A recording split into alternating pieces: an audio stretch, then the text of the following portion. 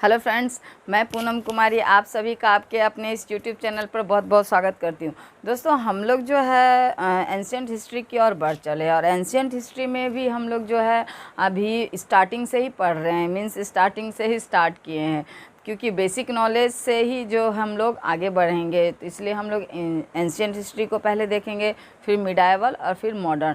तो ancient history का सबसे पहला चैप्टर है दोस्तों, जो कि प्रागैतिहासिक काल के अंतर्गत आता है, पाषाण युग। तो उसके बारे में हम लोग पढ़ चुके हैं। आद्य ऐतिहासिक युग के अंतर्गत आता है आपका सिंधु घाटी सभ्यता। तो हम लोग जो है आज सिंधु घाटी सभ्यता के दूसरे पार्ट को पढ़ेंगे। इसका पार्ट 1 जो है पहले ही अपलोड किया जा चुका है।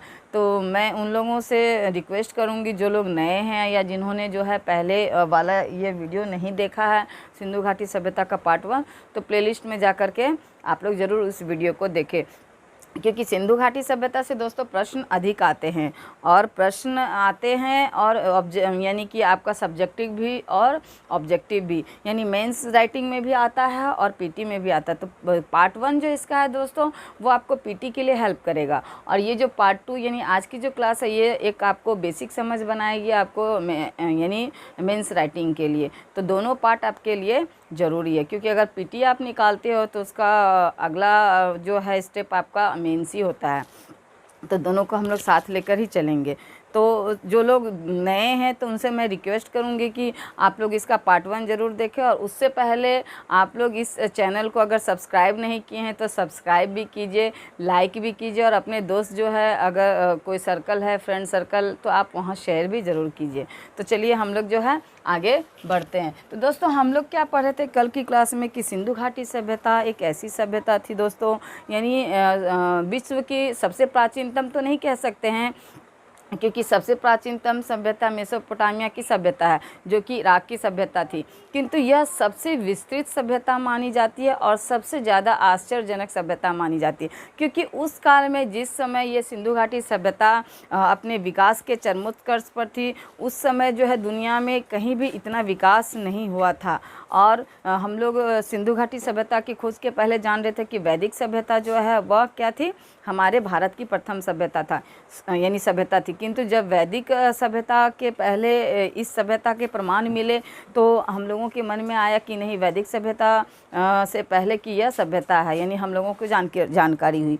तो जानकारी होना बड़ी बात नहीं है दोस्तों, जानकारी इस अर्थ में होना बड़ी बात है कि जो वैदिक सभ्यता है वह बाद की सभ्यता है, और सिंधु घाटी सभ्यता वैदिक सभ्यता से यानी आर्यों की सभ्यता से पहले की सभ्यता है। किंतु पहले की सभ्यता नगरीय सभ्यता है और बाद की सभ्यता ग्रामीण सभ्यता है। तो आश्चर्य इस बात की हुई, यानी इस बात से ही आश्चर्य कह सकते हैं इस मैटर में, कि जो पहले की सभ्यता है वह नगरीय सभ्यता थी और जो बाद की सभ्यता आई ग्रामीण सभ्यता हो गई। तो ये किस तरह से हो सकता है, मीन्स अगर नगरीय सभ्यता है तो वो और आगे उसका वृद्धि होना चाहिए, विकास होना चाहिए, वो और आगे बढ़ना चाहिए। कोई भी सभ्यता या संस्कृति आगे बढ़ती है, ना कि पीछे खिसकती है, किंतु यहाँ जस्ट उल्टा हुआ। प्रारंभ में नगरीय सभ्यता थी और आर्य जो आए बाद में, यानी वैदिक काल जो है, हम लोग जान रहे कि वह ग्रामीण सभ्यता थी, कृषि प्रधान सभ्यता थी। लोग जो है वहाँ गाँव में निवास करते थे। किंतु सिंधु घाटी सभ्यता क्या थी, नगरीय सभ्यता थी, और यहाँ जो है लोग नगरों में निवास करते थे और पक्के मकानों के घर में रहते थे, और इनका जीवन यापन या जीवन शैली जो है उच्च कोटि का था। तो आइए हम लोग उनके जीवन यापन से संबंधित जो सामाजिक स्थिति है, धार्मिक स्थिति है, उनकी आर्थिक स्थिति है, राजनीतिक स्थिति है, इन सब के बारे में जानेंगे। दोस्तों, अब तक जो है सिंधु घाटी सभ्यता से जो भी पुरातात्विक खुदाई से जो भी अवशेष मिले हैं, तो उसमें जो है कोई भी साहित्यिक प्रमाण नहीं मिले हैं, और जो भी प्रमाण मिले हैं लिखित में, तो वो क्या हुआ, उनको अब तक पढ़ा नहीं जा सका, यानी किसी भी विद्वान के द्वारा उसको अब तक पढ़ा नहीं गया है। तो इस वजह से जो है इसका एग्जैक्टली कुछ आप वर्णन तो नहीं कर सकते, लेकिन जो भी साक्ष्य मिले हैं, जो भी प्रमाण मिले हैं खुदाई में, पुरातात्विक खुदाई के अंतर्गत, तो उसके आधार पर इतिहासकारों ने अंदाज़ा जो लगाया है, तो उसी के आधार पर यह विश्लेषण हम लोग कर सकते हैं। तो आइए हम लोग सबसे पहले देखते हैं दोस्तों इसकी सामाजिक स्थिति के बारे में। तो समाज यानी सिंधु घाटी सभ्यता के लोग कैसे समाज में रहते थे, किस प्रकार का समाज उनका था दोस्तों। तो उनका समाज मातृ सत्तात्मक समाज था, यानी पुरुष प्रधान नहीं बल्कि मातृ प्रधान परिवार था और संयुक्त परिवार में ये लोग निवास करते थे। तो ये इसके साक्ष्य कैसे मिले हैं दोस्तों कि मातृसत्तात्मक था, क्योंकि यहाँ स्त्रियों की मूर्तियाँ मिली है और जो पृथ्वी देवी, मातृ देवी, उनकी मूर्तियाँ अधिक मिली है। हालांकि शिव जी का भी एक मूर्ति मिला है, लेकिन यहाँ स्त्रियों के यानी मातृसत्तात्मक परिवार के जो परिणाम कहिए या प्रमाण कहिए वो ज़्यादा मिले हैं। अगला जो पॉइंट है, पुरोहित, व्यापारी और किसान और श्रमिक, यानी ये जो इसकी जो सामाजिक व्यवस्था थी दोस्तों सिंधु घाटी सभ्यता की, ये 4 भागों में विभक्त थी। तो पहला वर्ग पुरोहित वर्ग था, दूसरा व्यापारी वर्ग था और तीसरा किसान और श्रमिक। तो ये जो पुरोहित वर्ग है दोस्तों और ये जो व्यापारी वर्ग है ये उच्च कोटि में आते थे और किसान और श्रमिक वर्ग जो थे ये निम्न कोटि में आते थे। तो अगर मूल रूप से देखिएगा तो 2 भागों में विभक्त थे, एक उच्च कोटि जिसमें पुरोहित और व्यापारी आते थे, एक निम्न कोटि जिसमें किसान और श्रमिक आते थे, और ऐसे देखिएगा तो 4 भागों में विभक्त था। उसके बाद श्रृंगार की बात करते हैं तो यहाँ पर जो है दोस्तों स्त्री और पुरुष, स्त्री प्लस पुरुष दोनों क्या करते थे, श्रृंगार करते थे, यानी स्त्री और पुरुष दोनों जो है श्रृंगार करते थे, इसके प्रमाण मिले हैं। खेल में दोस्तों यहाँ शतरंज और मुर्गे की लड़ाई के यानी खेलने का, यानी यहाँ का मनोरंजन खेल या लोकप्रिय खेल कह सकते हैं, क्योंकि इसके सबसे ज़्यादा साक्ष्य प्रमाण मिले हैं। तो कैसी सामाजिक स्थिति थी दोस्तों, मातृसत्तात्मक परिवार था, वहाँ संयुक्त परिवार था, लोग संयुक्त परिवार में रहना पसंद करते थे। उसके बाद पुरोहित, व्यापारी, किसान और श्रमिक 4 वर्गों में जो है वहाँ का समाज विभाग था।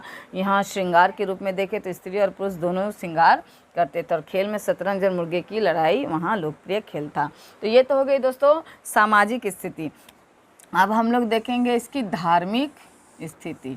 तो धार्मिक स्थिति की करें बात तो दोस्तों ये लोग प्राकृतिक की पूजा करते थे, यानी कि प्रकृति से संबंधित सूर्य, पेड़ पौधा, जल, ये सब का पूजा वो लोग करते थे। बहुत देववाद यानी ये सब बहुत देवी देवताओं की पूजा वे करते थे। मातृ देवी की भी पूजा करते, क्योंकि मैंने बताया है कि मातृ देवी से संबंधित जो है मूर्ति प्राप्त हुई है। तो यहाँ मातृ देवी की पूजा होती थी और पृथ्वी देवी की भी पूजा होती थी। तो ये भी वहाँ का धार्मिक स्थिति को बारे में जानकारी मिलती है। लिंग की पूजा होती थी दोस्तों, योनि की पूजा होती थी, यज्ञ अनुष्ठान होते थे। यज्ञ अनुष्ठान यद्यपि अगर हम लोग देखें तो बड़े पैमाने पर जो है आपको वैदिक सभ्यता में मिलेंगे देखने को आर्यों की जो सभ्यता था, किंतु यहाँ पर भी जो है यज्ञ अनुष्ठान का आरंभ हो चुका था। तो इसके भी जो है प्रमाण मिले हैं यज्ञ और अनुष्ठान के, क्योंकि वेदी वगैरह जो है वहाँ के खुदाई में मिले हैं। तो इससे पता चलता है कि यज्ञ और अनुष्ठान भी उस काल में होते थे। पशु बलि भी होता था दोस्तों, यज्ञ और अनुष्ठान हुआ तो पशु बलि भी होगी, तो पशु बलि के भी प्रमाण मिले हैं। दोस्तों ये यज्ञ अनुष्ठान जो है वैदिक युग में जाकर के जो है इसको बहुत ज़्यादा ये यानी बड़े पैमाने पर होना आरंभ हो जाएगा, और ये लोग जो है जादू टोना में भी विश्वास करते थे। तो ये उनकी धार्मिक स्थिति थी, यानी प्रकृति की पूजा करते थे, बहुत देववाद की पूजा करते थे, मातृ देवी की भी पूजा करते थे, लिंग योनि की पूजा, यज्ञ अनुष्ठान और पशु बलि और जादू टोना में भी वो लोग विश्वास करते थे। तो ये हो गई इसकी धार्मिक स्थिति। अब हम लोग देखते हैं सबसे इम्पोर्टेंट जो है दोस्तों वह है आर्थिक स्थिति। तो आर्थिक स्थिति की बात करें दोस्तों, किसी भी सभ्यता, किसी भी समाज, किसी भी देश, किसी भी राज्य में की जो आर्थिक स्थिति है उस दोस्तों वह उस समाज, उस देश, उस क्षेत्र की सामाजिक स्थिति, धार्मिक स्थिति, राजनीतिक स्थिति सब पर भारी पड़ती है। यानी आर्थिक स्थिति परिवर्तन लाता है समाज के धार्मिक स्थिति में, सामाजिक स्थिति में, राजनीतिक स्थिति में। इसको इस प्रकार से समझ सकते हैं कि एक गरीब व्यक्ति है, आप उसका रहन सहन देख लो, उसका धार्मिक अनुष्ठान देख लो, समाज में उसका रहन सहन देख लो, राजनीति में उसका स्थान देख लो, वो सब कुछ में लोअर रहेगा, यानी सब कुछ में निम्न रहेगा। वहीं अगर उसकी आर्थिक स्थिति अच्छी हो जाती है, उसके पास पैसा ज़मीन जगह आ जाता है, तो आप देखो उसका रहन सहन अपने आप ही अच्छा हो जाएगा। जब उसका रहन सहन का स्तर अच्छा हो जाएगा तो समाज में उसका वर्चस्व होगा और फिर वह राजनीतिक और धार्मिक क्षेत्र में भी वो आगे बढ़ जाता है। तो आर्थिक क्षेत्र जो है हर क्षेत्र को प्रभावित करता है, तो इसलिए ये ज़्यादा इम्पोर्टेंट है। तो आर्थिक क्षेत्र के अंतर्गत दोस्तों अगर हम लोग बात करें तो वहाँ कृषि होता था, यानी कृषि भी बड़े पैमाने पर होती थी। गेहूँ यानी कृषि के अंतर्गत गेहूँ, चना, जौ, सरसों और मटर के जो है अवशेष मिले हैं। वहाँ चावल और बाजरा के प्रमाण नहीं मिले हैं। दोस्तों चावल के प्रमाण यानी बहुत बाद के खुदाई में जो है आपको लोथल, जो कि गुजरात में स्थित है भोगवा नदी के किनारे, तो उस गुजरात में जो लोथल है जो कि एक बंदरगाह के रूप में था, तो वहाँ से चावल के कुछ भूसी प्राप्त हुए हैं। तो ये अनुमान लगाया जाता है कि उत्तर जो है हड़प्पा काल में जो शायद धान की खेती भी प्रारंभ हो गई थी, किंतु आरंभ में जो धान के कहीं भी अवशेष नहीं मिले हैं, धान और बाजरा का अवशेष नहीं दिखाया गया। अब चूंकि कृषि होता था दोस्तों, तो सिंचाई भी होना संभव है, तो सिंचाई के भी प्रमाण मिले हैं। कृषि तो सिंचाई के बिना संभव ही नहीं है। तो ये कृषि से संबंधित आपकी जानकारी हो गई। बात करें पशुपालन की, तो वहाँ पशुपालन भी होता था दोस्तों। बैल, भैंस, भेड़, बकरी, ये सब जो है आपका पशुपालन के रूप में जो है उपयोग में आते थे। दोस्तों यहाँ एक बहुत इम्पॉर्टेंट क्वेश्चन बन जाता है कि यहाँ बैल के तो प्रमाण मिले हैं दोस्तों, बट यहाँ गाय के प्रमाण नहीं मिले हैं। तो कई बार यह प्रश्न पूछा गया और ये विवादित प्रश्न भी है। अगर बैल है तो गाय भी होगी, गाय के बिना तो बैल संभव नहीं है, किंतु यहाँ बैल के अवशेष मिले हैं, गाय का अवशेष और शेर का अवशेष, बाघ का मिला है बट शेर का अवशेष यहाँ पर नहीं मिला है। तो शेर और गाय के अवशेष नहीं मिले हैं। तो अगर ऐसा कुछ प्रश्न बनता है कि कौन से अवशेष नहीं मिले हैं, तो आप अगर शेर और गाय हो तो वहाँ शेर को ही टिक करना, क्योंकि एक तरह से बैल के यहाँ प्रमाण मिले तो गाय हो सकते हैं संभवतः, किंतु शेर का कोई भी प्रमाण नहीं मिला। अगर शेर नहीं हो तो आप गाय टिक कर सकते हो, बट अगर शेर और गाय हो तो वहाँ शेर को ही टिक करना। तो ये सब बैल जो है पशुपालन के रूप में इस्तेमाल होते थे। दोस्तों ये नगरीय सभ्यता थी, तो यहाँ उद्योग भी था और यहाँ जो है दोस्तों घरेलू और विदेशी दोनों व्यापार होते थे, इसके प्रमाण मिले हैं। इसके घरेलू तो व्यापार हर जगह होता है, किंतु विदेशी व्यापार के प्रमाण इसको इस तरह से कह सकते हैं कि यहाँ विदेशी व्यापार होता था। जो लोथल है दोस्तों, जो कि गुजरात में भोगवा नदी के किनारे स्थित है, वह बंदरगाह के रूप में इस्तेमाल होता था। वहाँ से बड़े बड़े जहाज़ जो है खुलते थे, आते जाते थे। और इसका इसीलिए अंदाज़ा लगाया जाता है कि इसका जो व्यापार है आपका ईरान से लेकर के इराक यानी उस तरफ के देशों में इसका व्यापार चलता था। यानी सिर्फ भारत ही नहीं, इसका व्यापार जो है विदेशों में भी चलता था। तो इस वजह से यह जो है व्यापारिक यानी केंद्र था, यहाँ व्यापार का विस्तार था। दोस्तों यहाँ तक विदेशी यानी मुद्रा प्रणाली का विकास नहीं माना जाता है। असंभवतः वस्तु विनिमय प्रणाली के द्वारा जो यहाँ व्यापार होता था, यानी वस्तुओं के आदान प्रदान के द्वारा जो है यानी जो व्यापार होता था वस्तुओं के आदान प्रदान के द्वारा ही होता था। तो हमने आर्थिक स्थिति में क्या देखा? कृषि, पशुपालन, धातु का उपयोग, और धातु के उपयोग में भी दोस्तों यहाँ पर सोना, चांदी, कांसा, तांबा, पीतल, ये सब का इस्तेमाल शीशा का होता था, किंतु यहाँ पर लोहा का कहीं पर भी जिक्र नहीं हुआ दोस्तों। ऐसे भी लोहा का जो है आपका आरंभ जो है 1000 BC के आसपास माना जाता है, तो कहीं से भी यहाँ लोहा का साक्ष्य नहीं मिला है। तो ये प्रश्न भी बहुत बनता है। और तो ये तो हो गया धातु और व्यापार से संबंधित। यहाँ मुद्रा के बारे में क्या है, तो मुद्रा का शायद उस काल तक संभवतः जो है विकास नहीं हुआ था, वस्तु विनिमय प्रणाली के द्वारा जो है व्यापार होता था। अब हम लोग राजनीतिक स्थिति की बात करें दोस्तों, तो राजनीतिक स्थिति में यहाँ कुछ भी प्रमाण नहीं मिला है कि किनके द्वारा शासन होता था, कौन लोग जो है शासक वर्ग थे। संभवतः ये जो पुरोहित और व्यापारी वर्ग थे जो कि उच्च वर्ग में आते थे, तो इनके द्वारा ही संभवतः जो शासन प्रशासन को चलाया जाता होगा। तो आइए हम लोग देखते हैं पतन के कारण। तो इतनी बड़ी सभ्यता दोस्तों, इतनी विस्तृत सभ्यता, इतनी समृद्ध सभ्यता का अचानक नाश हो जाता है, वह अचानक विलुप्त हो जाती है। वो सारा जो है सब कुछ जो है मिट्टी के नीचे चला जाता है, सारा कुछ पतन हो जाता है। तो ऐसा क्या कारण रहा होगा कि इतनी सभ्यता, इतनी विस्तृत सभ्यता, इतनी विकास की हुई सभ्यता जो इतना आगे बढ़ चुकी थी, जबकि मीन्स आज के टाइम के लोगों का जीवन स्तर देखो और उस टाइम के लोगों का जीवन स्तर देखो, यानी हर क्षेत्र में उनका विकास था। तो ऐसी विस्तृत और विकसित सभ्यता का कैसे अंत हो जाता है, तो इसका प्रमाण तो कुछ भी मिला नहीं है दोस्तों। लेकिन जो इतिहासकार है, जो अवशेष मिले हैं पुरातत्व के दौरान, उसके अनुसार अंदाज़ा जो लगाते हैं, तो उसके अनुसार हम लोग जो है इसके पतन के कारणों को जानने का प्रयास करेंगे। तो सबसे पहला जो कारण है दोस्तों, इसमें बाढ़ को माना जाता है। तो चूँकि इसके जितने भी नगर थे दोस्तों, वो ज़्यादातर तो आपका यानी नदियों के आसपास, नदियों के किनारे ही बसे थे। चाहे लोथल ले लो, धौलावीरा ले लो, कालीबंगा ले लो, हाँ सिंधु नदी के किनारे आपका मोहनजोदड़ो ले लो, रावी नदी के नीचे हड़प्पा ले लो, यानी इस किनारे। तो ये सारे जितने प्रमुख नगर थे सब जो है नदियों के किनारे ही बसे थे और सब एक दूसरे से कनेक्टेड थे। तो संभवतः बाढ़ आया होगा और भीषण बाढ़, यानी बाढ़ जो है विकराल रूप लेकर के आया होगा और सारा कुछ को जो है अपने साथ बहा करके ले गया होगा। तो ये इसके पतन का कारण हो सकता है।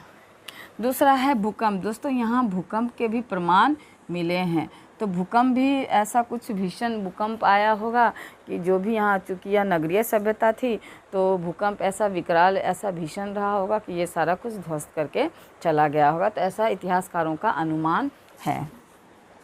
तीसरा है बाहरी आक्रमण। दोस्तों बाहरी आक्रमण के अंतर्गत जो इतिहासकार मानते हैं कि आर्यों का आक्रमण हुआ होगा। आर्य वही दोस्तों जो कि वैदिक सभ्यता के अंतर्गत जो हम लोग जानते हैं, तो आर्यों का आक्रमण हुआ होगा संभवतः। और आर्यों ने क्या होगा कि इस सभ्यता को पूरी तरह से नष्ट करके, समाप्त करके एक नई सभ्यता का आरंभ किया होगा। हालांकि ये बात कुछ हजम करने लायक नहीं लग रहा है, क्योंकि एक नगरीय सभ्यता को ध्वस्त करके कोई ग्रामीण सभ्यता का विकास करे, तो ये थोड़ा संभव नहीं लगता है। किंतु इतिहासकारों का मत है, तो हम लोग इसको पढ़ सकते हैं। तो ये बाहरी आक्रमण भी इसका कारण हो सकता है, इसके विनाश का। सिंधु नदी का मार्ग बदलना, तो वही हो गया दोस्तों, बाढ़ के अंतर्गत ही आ जाएगा। ज़्यादातर जो नगरें थी दोस्तों सिंधु घाटी या उसकी सहायक नदियों के किनारे थी, तो संभवतः भीषण बाढ़ आया होगा और ये सभ्यता का अंत हो गया होगा। एक और आ जाता है आपका जलवायु परिवर्तन, जो कि पारिस्थितिकी असंतुलन के कारण हो सकता है। तो संभवतः ऐसा कुछ हुआ होगा कि जलवायु में बहुत विचित्र तरह से परिवर्तन हुआ होगा। यह परिवर्तन बहुत विचित्र और विकराल रहा होगा, जो कि सभ्यता को अपने साथ जो है बहा करके ले गया और या सर्वनाश कर दिया। तो ये सब इसके पतन के कारण हो सकते हैं। अब हम लोग देखते हैं दोस्तों इसकी विशेषताएं। इसकी सबसे पहली विशेषता है दोस्तों आदि ऐतिहासिक युगीन सभ्यता। आदि ऐतिहासिक युगीन सभ्यता से तात्पर्य है दोस्तों कि हमारे जो इतिहास को है 3 भागों में बांट करके पढ़ा जाता है। एक प्रागैतिहासिक काल, दूसरा आद्यैतिहासिक काल, तीसरा ऐतिहासिक काल। तो प्रागैतिहासिक काल के अंतर्गत ऐसे काल को रखा जाता है जहाँ से पुरातात्विक साक्ष्य मिले हैं, बट उसमें कुछ भी जो है साहित्यिक साक्ष्य नहीं मिले हैं। तो ऐसे काल के अंतर्गत जैसे पाषाण काल से मिट्टी के बर्तन मिले हैं, पशुओं के अवशेष मिले हैं, फसलों के अवशेष मिले हैं, बट वहाँ से लिखित कुछ साक्ष्य नहीं मिला है। तो इसलिए यह जो प्रागैतिहासिक काल के अंतर्गत रखा जाता है पाषाण काल। अब आद्य ऐतिहासिक काल के अंतर्गत सिंधु घाटी सभ्यता को रखा जाता है, क्योंकि आद्य ऐतिहासिक काल की परिभाषा की अगर हम लोग बात करें तो आद्य ऐतिहासिक काल को हम लोग उस काल के अंतर्गत रखते हैं जहाँ के पुरातात्विक साक्ष्य मिले हैं और उस पुरातात्विक साक्ष्य में साहित्यिक साक्ष्य भी मिले हैं, किंतु उस साहित्यिक साक्ष्य को पढ़ा नहीं जा सका है। मीन्स साहित्यिक साक्ष्य मिले हैं बट उसको किसी भी कारण से, चाहे लिपि की दुविधा हो, चाहे भाषा की दुविधा, किसी भी रीज़न से उसको पढ़ा नहीं जा सका, तो ऐसे काल को आदि ऐतिहासिक काल के अंतर्गत रखते हैं। और सिंधु घाटी सभ्यता से जो भी मिला है दोस्तों, उसको अब तक पढ़ा नहीं जा सका। जैसे मैंने पहले ही बताया कि सामाजिक, आर्थिक, राजनीतिक जो भी व्यवस्थाएं हैं वह इतिहासकारों का अनुमान है, वहाँ एग्जैक्टली नहीं बताया जा सकता कि हाँ ये चीज़ ऐसा ही था। तो चूँकि यहाँ से कोई भी साहित्यिक प्रमाण जो भी मिले हैं उसको पढ़ा नहीं जा सका, तो इसलिए ये आदि ऐतिहासिक काल के अंतर्गत आता है। उसके बाद आता है नगरीय सभ्यता, ये इसकी प्रमुख विशेषता थी। दोस्तों जहाँ व्यापार होगा वहाँ नगर होंगे ही। कभी हमने देखा है कि जो शहरों में लोग रहते हैं वो क्या करते हैं, कभी आपने देखा शहर के लोग किसानी करते हैं? नहीं, वहाँ हमेशा व्यापार होता है। तो यहाँ चूँकि यह नगरीय सभ्यता थी, वहाँ व्यापार भी होता था, व्यापार होता था तो वहाँ नगर भी होंगे ही। तो यह एक नगरीय सभ्यता थी। और नगरीय सभ्यता भी किस प्रकार की थी दोस्तों, यानी कि बिल्कुल उच्च कोटि की। यहाँ की नगरें, यहाँ के जो मकान है वह पक्के ईंटों के बने होते थे, बिल्कुल सुदृढ़ और सुंदर तरीके से, सभ्य तरीके से बने होते थे। यहाँ की नलियाँ, गलियाँ, सड़कें सब बिल्कुल भी व्यवस्थित तरीके से होती थी। जिस प्रकार से आज के जो सड़कें हम लोग देख रहे हैं व्यवस्थित तरीके से, जो कि सरकारों के द्वारा व्यवस्थित की जाती है, उस काल में यहाँ आम लोगों के द्वारा जो है इस प्रकार की व्यवस्थाएं थी। तो यह नगरीय सभ्यता थी और बहुत ही जो है सुसंगठित और सभ्य तरीके से यहाँ हर चीज़ की व्यवस्था की गई थी। तो यह नगरीय सभ्यता थी। इसके बाद है इसकी कांस्य युगीन सभ्यता। दोस्तों तांबा और टीन के मिलन से कांसे का निर्माण होता है। तो यहाँ पर जो है दोस्तों बड़े पैमाने पर जो कांसे के जो है धातु का इस्तेमाल का प्रमाण मिला है। यहाँ सीसा और टीन वगैरह जो है उस का भी इस्तेमाल का प्रमाण मिला है, सोना चांदी का भी इस्तेमाल का प्रमाण मिला है, लेकिन सबसे ज़्यादा जो है तांबे का इस्तेमाल का प्रमाण मिला। और हम लोग ऐसे भी जानते हैं कि मनुष्यों के द्वारा जो सबसे पहले तांबे का जो है इस्तेमाल किया गया था। अब देखते हैं व्यापार प्रधान सभ्यता। तो दोस्तों यह व्यापार प्रधान सभ्यता थी क्योंकि यह नगरीय सभ्यता था और नगरीय सभ्यता थी, इसलिए जो है यह व्यापार प्रधान सभ्यता थी। दोनों एक दूसरे से कनेक्टेड है। व्यापारी लोग जो है नगर में रहेंगे और नगर वाले लोग जो है व्यापार करेंगे। तो ये व्यापारिक प्रधान सभ्यता थी। कृषि भी होता था लेकिन व्यापार मूल रूप से होता था। और व्यापार भी क्या सिर्फ देश में ही नहीं, विदेशों में यानी बाहर के देशों में भी व्यापार होता था। इसका सबसे बड़ा प्रमाण है लोथल, जो कि गुजरात में है और भगवा नदी के तट पर स्थित है। तो यह लोथल जो है व्यापारिक बंदरगाह था। तो यहाँ से जो है बड़े पैमाने पर जो है कपास और जो फसल है, क्योंकि यहाँ से मैंने पहले ही बताया कि यहाँ से जो धान के भूसी के प्रमाण मिले हैं, तो संभवतः यहाँ से जो है धान, कपास आदि का व्यापार जो है बाहर के देशों में भी होता था। तो यह व्यापार प्रधान सभ्यता थी। यहाँ सोना, चांदी, सीसा, तांबा ये सब का भी जो है व्यापार होता था। विस्तृत सभ्यता। दोस्तों विस्तृत सभ्यता इसको इस अर्थ में कह सकते हैं कि यह 13 लाख वर्ग किलोमीटर में फैली हुई सभ्यता थी। दोस्तों ये तो पुरानी जानकारी है। अब तक जो इसकी खुदाई चल ही रही है उसके अकॉर्डिंग अगर आप देखें तो लगभग 20 लाख वर्ग किलोमीटर तक यह क्षेत्र फैला हुआ। मीन्स इसको इस अर्थ में कह सकते हैं कि अभी का जो है अफ़गानिस्तान देखिए, पाकिस्तान देखिए, भारत में पूर्वी भारत आपका लेके हरियाणा, पंजाब से लेके राजस्थान, महाराष्ट्र, गुजरात, ये सब जो है आपका यानी सिंधु घाटी सभ्यता में ही फैली हुई थी। तो लगभग 13 लाख वर्ग किलोमीटर जो है तक यह सभ्यता फैली हुई थी। शांति प्रिय सभ्यता इसकी अगली विशेषता है। तो शांति प्रिय सभ्यता इसको इस अर्थ में कह सकते हैं दोस्तों कि हम लोग आगे जब पढ़ेंगे तो देखेंगे कि यानी आर्यों के काल से ही जो है संघर्ष यानी स्टार्ट हो जाता है, चाहे वो गद्दी के लिए हो या अपने स्थायित्व के लिए हो, यानी संघर्ष आरंभ रहता है। और ये आरंभ जो है ये संघर्ष ये जो उसके किसी भी साम्राज्य के पतन का कारण बनता है। आगे हम लोग पढ़ेंगे मौर्य साम्राज्य, गुप्त साम्राज्य, ये सब जो है आपसी संघर्ष और संघर्ष के कारण ये पतन हो जाते हैं। किंतु यहाँ से क्या है दोस्तों, यहाँ से कुछ भी ऐसा प्रमाण नहीं मिला है जिससे यह पता चलता हो कि यहाँ कोई बड़ा संघर्ष हुआ होगा या फिर कोई बड़ा युद्ध किसी भी समाज में या किसी भी जगह का एक दूसरे से हुआ हो। क्योंकि यहाँ बहुत सारे नगर मिले तो किसी भी जगह से इस युद्ध के यानी बड़े युद्ध के प्रमाण कहीं पर भी प्राप्त नहीं हुए। तो इसलिए अंदाज़ा लगाया जाता है कि ये लोग जो है शांति प्रिय ढंग से जीना जानते थे और शांति प्रिय सभ्यता के रूप में इसलिए इसको जाना जाता है। त्रिभुजाकार आकृति इसकी अंतिम विशेषता है दोस्तों। त्रिभुजाकार आकृति इसको इस तरह से कह सकते हैं। आप मैप देखिए, वर्ल्ड मैप, अफ़गानिस्तान, पाकिस्तान, भारत का आपका जम्मू कश्मीर से लेकर के हरियाणा, पंजाब, राजस्थान, गुजरात, महाराष्ट्र, मध्य प्रदेश, ये सब जो है इस सब में फैला हुआ था आपका सिंधु घाटी सभ्यता। तो इसकी आकृति जो है त्रिभुजाकार की आकृति थी। तो हमने क्या देखा दोस्तों, इस सिंधु घाटी सभ्यता से जो भी प्रश्न बन सकते थे पीटी के हिसाब से देखिए या मेंस के हिसाब से देखिए, सारा कुछ जो हम लोग देख लिए। इससे बाहर आपको कुछ भी नहीं आएगा। तो आप लोग ज़रूर जो है इसके बाद बुक लीजिए और जो भी ऑब्जेक्टिव प्रश्न है उसको हल कीजिए। और मुझे उम्मीद है कि आपका ज़्यादातर प्रश्न जो है आपका सॉल्व होगा। जो भी डाउट वाला फैक्ट्स होगा वो आपका क्लियर हो जाएगा। तो चलिए हम लोग कल फिर से मिलते हैं किसी अन्य टॉपिक के साथ एंशिएंट हिस्ट्री में। और तब लेकिन उससे पहले मैं कहूँगी कि आप लोग अगर अब तक इस वीडियो को लाइक नहीं किए हैं तो ज़रूर लाइक कीजिए, शेयर भी कीजिए।